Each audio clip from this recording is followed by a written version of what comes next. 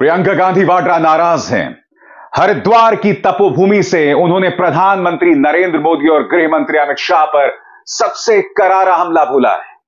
वो कह रही ये वो सरकार है जिसके प्रधानमंत्री जो है हकीकत नहीं देखना चाहते, उन्हें सच्चाई कौन बतलाएगा। बस कुछ ही लम्हों में मैं आपके सामने उनका पूरा भाषण पेश करने वाला हूं, उसके एक एक शब्द पर गौर करिएगा। मगर आज प्रियंका गांधी वाड्रा इमोशनल हो गई। उन्होंने कहा कि हम पर तुम आरोप लगाते हो परिवारवाद का। गांधी परिवार का एक भी सदस्य पिछले 30 साल से किसी सत्ता की पोजीशन पर नहीं है, और परिवारवाद को भाजपा खुद कैसे बढ़ावा दे रही है उसकी ढेरों मिसाल है। प्रियंका गांधी वाड्रा ने कहा कि हम एजेंसी से नहीं डरते, चाहे इनकम टैक्स हो, सीबीआई हो, एनआई हो, भेजो उन्हें, हम उनसे नहीं डरते। और स्वाभाविक सी बात है, उनका जिक्र, उनका इशारा उन तमाम केसेस की तरफ था जिसमें कांग्रेस को उलझाया जा रहा है, विपक्ष के नेताओं को जेल भेजा जा रहा है।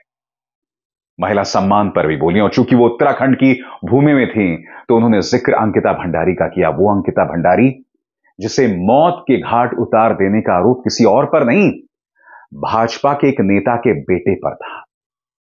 वो अंकिता भंडारी जिस पर दबाव बनाया जा रहा था किसी बड़े नेता के साथ रात गुजारने को लेकर। प्रियंका गांधी वाड्रा कह रही थी महिला सम्मान पर भारतीय जनता पार्टी को कहने का बिल्कुल भी अधिकार नहीं, क्योंकि हमारे सामने न सिर्फ अंकिता भंडारी की मिसाल है, हमारे सामने हमारी महिला पहलवान हैं। और यह मुद्दा क्यों उठा रही हैं? क्योंकि आप और हम सब जानते हैं कि जिन महिला पहलवानों ने आरोप लगाया था सांसद बृजभूषण शरण सिंह पर, उन्हीं बृजभूषण शरण सिंह को भाजपा दोबारा टिकट दे सकती है। ये तमाम मुद्दे वो उठा रही थी। उन्होंने कहा कि हम किसानों के लिए काम करेंगे, उनका कर्जा माफ करेंगे, क्योंकि ये वो सरकार है जो किसानों को अपने कार के पहियों के नीचे रौंद देती है। आज प्रियंका ने प्रधानमंत्री नरेंद्र मोदी को आईना दिखाया। उन्होंने कहा कि आप सच्चाई देखने को नहीं राजी हैं। आखिर प्रधानमंत्री को सच्चाई कौन दिखाएगा? क्योंकि पूरा का पूरा जो प्रचार तंत्र है, टेलीविजन जो है, संचार के माध्यम जो है, अखबार हैं, वो आपको हकीकत नहीं बता रहे हैं, आधा अधूरा सच बता रहे हैं। मगर आज प्रियंका गांधी वाड्रा का यह भाषण सत्ता को आईना दिखाने वाला भाषण रहा। अब मैं आपको सुनाने वाला हूं उनका पूरा भाषण जो उन्होंने हरिद्वार में दिया। कहने को पृष्ठभूमि हरिद्वार की थी, मगर उसका एक एक शब्द देश के जनमानस, देश की जनता के लिए था। सुनिए प्रियंका गांधी वाड्रा ने क्या कहा। आज जब चुनाव के लिए, प्रचार के लिए आपके सामने नेता आते हैं तो मैं उनके भाषण सुनती हूं, मैं भाजपा के नेताओं के भाषण भी सुनती हूं, अलग अलग राजनीतिक दलों के नेताओं के भाषण सुनती हूं। ज्यादातर मुझे लगता है कि ऐसे मुद्दों पर बात करते हैं जिससे आपकी जो रोजमर्रा का जो जीवन है उससे कम ताल्लुक है। मतलब आपके ध्यान को भटकाने वाली बातें ज्यादा होती हैं। मैं आज यहाँ आपके सामने खड़े होकर आपसे आग्रह करना चाहती हूँ कि ये जो चुनाव है ये आपका भविष्य तय करने जा रहा है। इसमें आप अपने मुद्दों को सर्वोपरि रखिए। आपके क्या मुद्दे हैं, आपके क्या संघर्ष हैं, आपकी कौन सी मुश्किलें हैं, उनका समाधान कौन दे रहा है, कौन आपके मुद्दों की बात कर रहा है, इसको ठीक तरह से समझकर अपना वोट दीजिए। अब आज सबसे बड़ा मुद्दा क्या है, कौन बताएगा?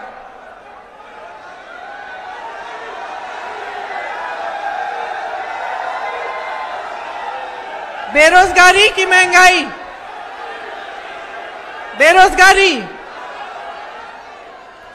बेरोजगारी आज देश में 45 सालों में सबसे ज्यादा है।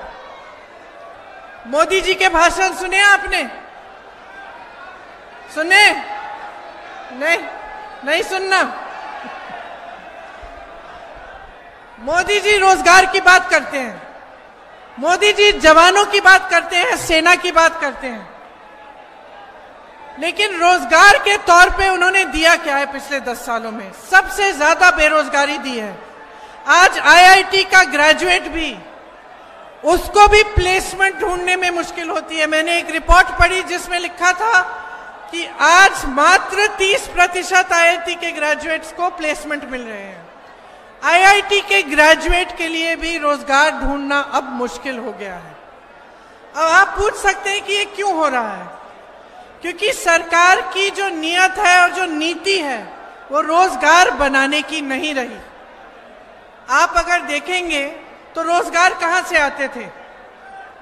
बड़े बड़े पीएसयू से आते थे। बड़े जो कारखाने होते हैं, जो सरकारी पीएसयू थे, उनसे आते थे। छोटे और मीडियम साइज के बिजनेसों से आते थे, जो अपने छोटे दुकानदार हैं या कोई अपना छोटा फैक्ट्री खोलता है, जो भी कारोबार हो उसमें जो रोजगार मिलता था। और खेती किसानी से आती थी। ये 3 माध्यम थे रोजगार बनाने के। और अगर आप देखेंगे तो इस सरकार ने क्या किया? सबसे पहले आप देखिए कि जो पीएसयू थे, बड़े बड़े कारखाने थे जिससे तमाम जॉब्स मिलते थे, उनको तो इन्होंने सौंप दिया अपने बड़े बड़े उद्योगपति मित्रों को। चाहे हवाई अड्डे, चाहे रेलवेज हो, चाहे कुछ भी हो, बंदरगाह हो, अपने गिने चुने जो बड़े बड़े उद्योगपति मित्र हैं उनको या तो सौंप दिया गया है या फिर सौंपने की प्रोसेस शुरू हो गई है। तो जहां से आपको रोजगार मिलता था वो तो चले गया इनके बड़े बड़े उद्योगपति मित्रों के पास। सरकारी जो जॉब्स थे वो कम हो गए। जो छोटे और मध्यम साइज के जो बिजनेस थे उन पे पहले नोटबंदी थोपी गई। आपको बताया गया कि देशभक्ति है, आप कतार में खड़े हो जाओ। आपने किया भी, आपने पूरा विश्वास किया कि भाई काला धन वापस आ जाएगा। अब पता चल रहा है वो काला धन कहां गया। अब पता चल रहा है क्योंकि सुप्रीम कोर्ट ने कहा कि जो चंदा भाजपा को मिली है उसको दिखाओ, पूरा दिखाओ, पारदर्शी बनाओ, उसकी लिस्ट बताओ। अब उसमें पता चल रहा है कि काला धन कहां पहुंचा। सबसे चंदा ली है, सबसे ज्यादा इन्होंने ली है। जो गुजरात में पुल गिरा, जो पुल बना, जिसने पुल बनाया था उससे इन्होंने चंदा ली। जहां जहां बड़े बड़े ठेके, सबसे चंदा ली। कोविड में आपको वैक्सीन लगी? हाथ उठा के बताओ। वैक्सीन की कंपनी से चंदा ली। तो अब पता चल रहा है कि काला धन गया कहां और नोटबंदी क्या थी। लेकिन नोटबंदी का नुकसान कौन झेल रहा है? मोदी जी। मोदी जी, भाजपा के नेता, आप झेल रहे हो। ये छोटे दुकानदार, ये जो दुकानें हैं यहां, छोटे बिजनेस, उसके बाद जीएसटी आई तो जो छोटा दुकानदार है, छोटा बिजनेस वाला है, उसको तो लगभग आपने खत्म कर दिया। वो रोजगार नहीं दे सकता। खेती किसानी पे आइए, किसान जीएसटी पे इतना खर्चा कर रहा है, इतनी महंगी हो गई है सारी चीजें उसके लिए, चाहे खाद हो, चाहे पेट्रोल डीजल हो, चाहे जिन चीजों पर जीएसटी हो वो। तो किसान इतना तरस रहा है, महंगाई से इतना उसको दबा दिया गया है कि वो कमा नहीं पा रहा है। तो वो कमा नहीं पा रहा है तो खेती किसानी में रोजगार भी घट रहे हैं। तो इनकी जो नीति है वो रोजगार घटाने वाली नीति है। इन्होंने आज तक आपको एक विजन नहीं दिया है कि रोजगार बनाएंगे कैसे। कांग्रेस